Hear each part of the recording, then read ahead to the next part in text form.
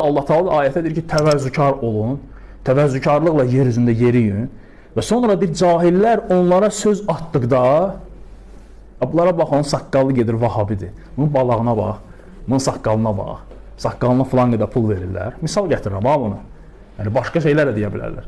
Onlar onlara çönüb nə deyərlər? Sizə bir salam olsun. Allah Teala demir, cavabını qaytar. Vahabi belə olasan sən, mənə deyən belə olsun.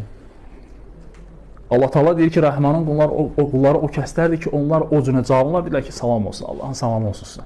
Alimlər deyir ki, Osmanlı, gör nə deyir burada? Deyir ki, bu onların zəif olmalarına görə deyil. O demək deyil ki, sən mənə nə gəldi deyirsən, mən zəifəm, gücüm yoxdur, sənə cavab da qaytara bilmirəm. Allaha and olsun, səndən də güclüyəm, səndən də dilim yekədir, səndən də artıq dediyin sözdən 10 qatını sənə deyə bilərəm. Amma məni qarşıma alan nədir?